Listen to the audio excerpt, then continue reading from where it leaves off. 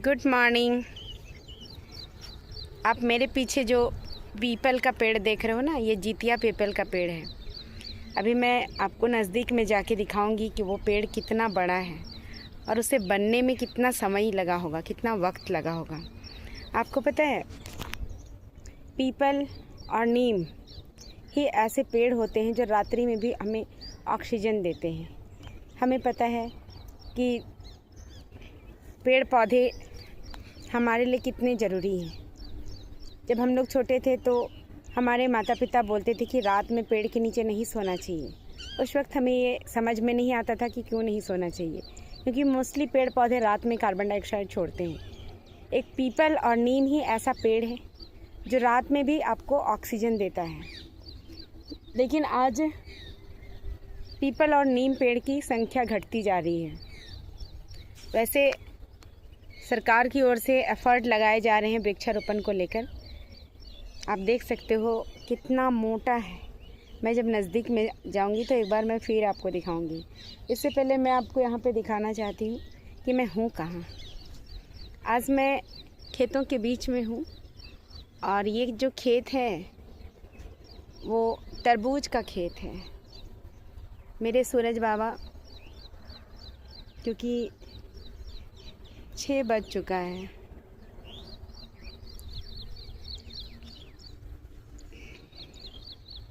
इससे भी अर्ली हम लोग आ सकते हैं लेकिन नहीं आ रहे हैं। कुछ रीज़न है उसके पीछे। आपको मैं नज़दीक से तरबूज दिखाती हूँ। ये तरबूज काफ़ी फले हुए हैं, आसपास आप देख सकते हो, है ना। ये ड्रिप एरीगेशन से ये लोग खेती करते हैं। झारखंड सरकार इज़राइल से सीख के ये टेक्निक को लाई है, जहाँ तक मुझे ऐसी जानकारी है।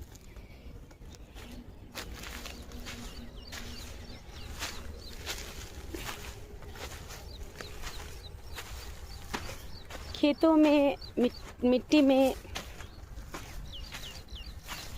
वही इंसान, देखो ये फ्रेश खेत है, ये देख सकते हो आप। इसकी अभी इन लोगों ने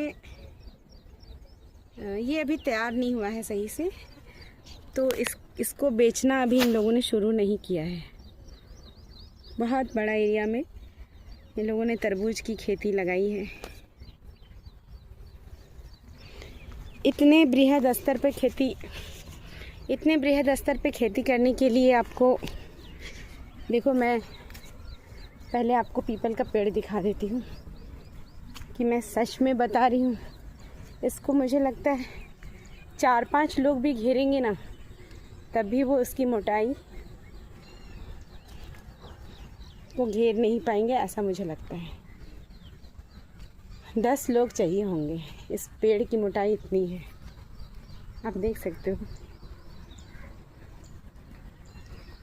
है?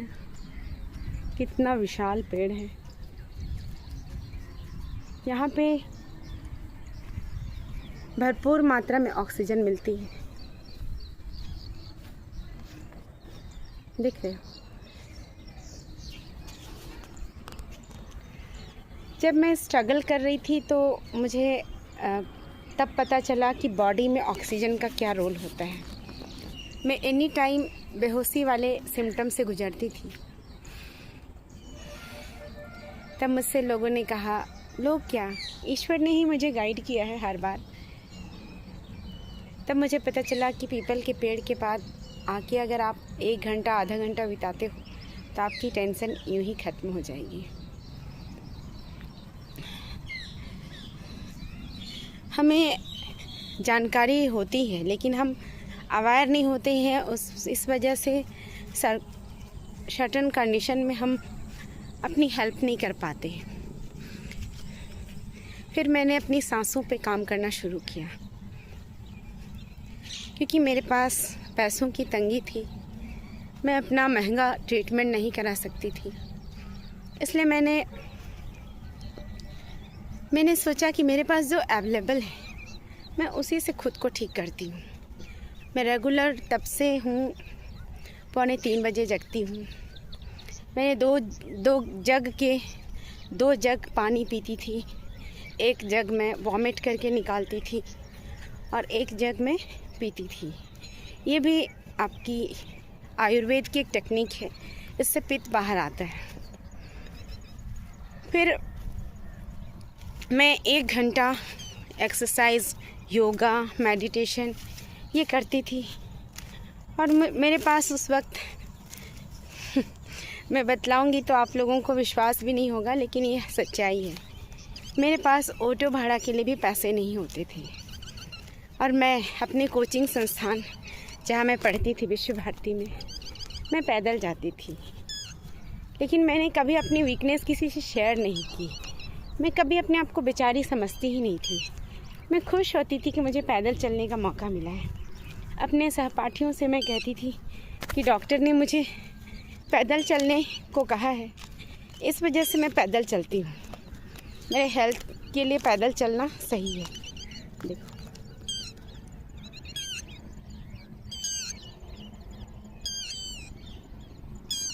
एक्चुअली में ये हमारे पूर्वज हैं। अगर मैं दिखा पाऊँगी तो कोशिश करती हूँ।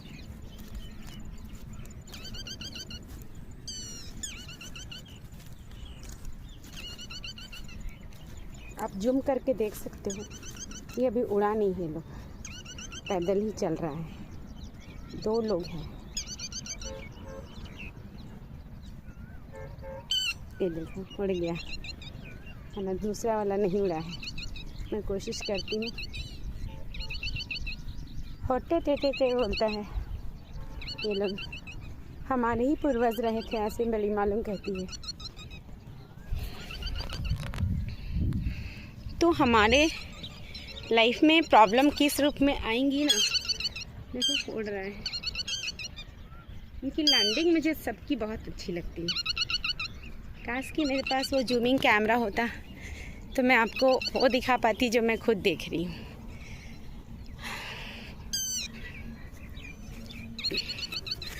तो मैं बता रही थी कि परिस्थितियाँ बहुत नेगेटिव रहती हैं ज़िंदगी में। बहुत टाइम ऐसा आता है कि हमें कोई रास्ता नज़र नहीं आता है, फिर भी यदि हमें सरेंडर करने की भावना आती है ना, तो वो वक्त गुजर जाता है।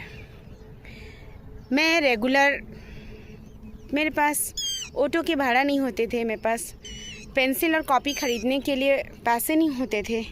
आज मेरे सर ज़िंदा होते तो वो मुझे बताते कि उन्होंने मेरे कोचिंग में मुझे बहुत कम फ़ीस मेरी ली थी। उन्होंने स्टार्टिंग में मैंने मात्र उन्हें 2000 दिए थे, वो भी मैंने किसी से लिए थे। आज तक मैं लौटाई नहीं हूँ। एक्चुअली मैं लौटाना चाहती हूँ, लेकिन और मैं लौटाऊँगी। खुद अपने पैर पे खड़े होने के बाद ही मैं लोगों के उधारी लौटाऊँगी। मरने से पहले मैं ज़रूर लौटा पाऊँगी, ये मुझे विश्वास है। तो मैं इन सब बातों को बता के आपसे कोई सिंपैथी गेन नहीं करना चाहती हूँ। मैं ये बताना चाहती हूँ कि जीवन में स्ट्रगल है तभी आप जीवित हैं, क्योंकि एक डेड बॉडी को कोई स्ट्रगल नहीं होता है ना। उसके ऊपर मक्खियाँ भिन भिन आती हैं, वो किस भी कंडीशन में उसको लोग फेंक देते हैं ट्रक में। आजकल मैं देखी हूँ, हाल फिलहाल मेरे घर के सामने एक्सीडेंट हुआ था, या कैसे लोगों को मैं देखती हूँ कि डेड बॉडी के साथ, वैसे तो दुर्व्यवहार नहीं होने चाहिए, लेकिन बहुत टाइम ऐसा होता है कि हम लोग देखते हैं। लेकिन यदि हम जीवित हैं तो हम रिएक्ट करेंगे, है ना। तो आज आप हो सकता है बहुत क्रिटिकल कंडीशन में हो, सफ़र कर रहे होगे, लेकिन आप ये बिलीव करो कि ईश्वर नहीं आएंगे आपकी हेल्प करने के लिए। आपको अपनी हेल्प खुद ही करनी होगी। मैंने आज तक ईश्वर को महसूस किया है कि उन्होंने मुझे सपोर्ट किया, लेकिन यदि मैं स्टैंड नहीं लेती, मैं खुद की हेल्प नहीं करती, तो मैं कभी रिकवर नहीं कर पाती। मैंने जीवन में वो फेज देखा जो कि लोग सुनेंगे तो शायद वो वहीं पे जम जाएंगे। मतलब इतनी दर्दनाक मेरी स्टोरी रही है, मुझे ऐसा लगता है। वैसे जीवन में बहुत सारे लोग स्ट्रगल करते हैं, मैं भी स्ट्रगलर हूँ उन्हीं की तरह। और हर एक की लाइफ चैलेंजिंग होती है, बहुतों की लाइफ नहीं होती है। तो ये कर्मों का गेम है लोग कहते हैं, लेकिन मैं खुश हूँ कि ईश्वर ने मुझे चुना कि मैं लोगों के लिए कुछ कर पाऊँ। यदि मुझे वो स्ट्रगल नहीं मिले होते तो मैं इतनी प्योर नहीं बन पाती। दो ही चीज़ होती है ज़िंदगी में, जब आपको परेशानियाँ आती है तो या तो आप बनते हो या तो आप बिगड़ते हो। चॉइस आपकी होती है। मैंने जाना कि मुझे ईश्वर ने इतना कुछ होने के बावजूद भी मैं किसी का बुरा नहीं चाहती थी। बहुतों ने मेरे साथ बुरा किया, तब भी मैं उनसे यही प्रार्थना करती थी कि भगवान जी उन्हें माफ़ कर दीजिएगा। शायद वो नहीं जानते हैं कि वो क्या कर रहे हैं, है ना। ये बाइबल में यीशु मसीह बोलते हैं, जब उन्हें क्रूस पे चढ़ाया जाता है तब वो परमेश्वर से लोगों के गुनाहों के लिए क्षमा मांगते हैं। तो मेरे अंदर भी वो भावना शुरू से आने लग गई। तो ये मुझे तब समझ में आने लगा कि मैं कोई सोल पर्सन हूँ। मुझे ईश्वर ने चुना है कुछ खास चीज़ों के लिए, और आज मैं बढ़ना चाहती हूँ क्योंकि मैं बिल्कुल ही प्योर हूँ। मैं कभी भी अपने बेनिफिट के लिए किसी का अपने फ़ायदे के लिए किसी को मैं यूज़ नहीं कर सकती हूँ, या कोई भी ऐसी बुराई को मैं प्रैक्टिस नहीं कर सकती हूँ। मैं कोशिश करूँगी कि बुराई मुझसे कैसे छूटे। तो क्या मैं आपका बुरा चाहूँगी? आप मुझ पे बिलीव कर सकते हो, और ये बिलीव धीरे धीरे आएगी और एक दिन निश्चित तौर पे आएगी। मुझे मौका चाहिए कि मैं लोगों के लिए काम कर सकती हूँ। किसी न किसी को तो इस यूनिवर्स के ज़रिए मुझे सपोर्ट करने के लिए भेजा जाएगा। वो आप भी हो सकते हो। देर हो रही है निश्चित तौर पे, क्योंकि हमारे जो समाज आज दूषित हो रहे हैं, हमारे बच्चों की अवस्था बुरी तरीके से उन्हें डैमेज किया जा रहा है, उनके मनोबल को तोड़ा जा रहा है। मैं कहती हूँ ये बहुत बड़ी इमरजेंसी की स्थिति है, बहुत बड़ा क्राइसिस है। इसके बावजूद इतने सारे सामाजिक कार्यकर्ता, राजनीतिक कार्यकर्ता, धार्मिक कार्यकर्ता भरे पड़े, लेकिन परिवर्तन तो कहीं नज़र नहीं आता है। छठी शताब्दी के आसपास हम देखते हैं कि राजा राम मोहन राय, गौतम बुद्ध, महावीर, अनगिनत ऐसे समाज सुधारक आते हैं और उन्होंने समाज को सुधारा। सती प्रथा, दास प्रथा और ना जाने कितनी सारी कुरीतियाँ थी वो ख़त्म हुई, लेकिन आज हम धीरे धीरे उन्हीं सारी कुरीतियों के गुलाम बनते जा रहे हैं। तो स्वतंत्रता कहाँ है? स्वतंत्रता की क्या मायने?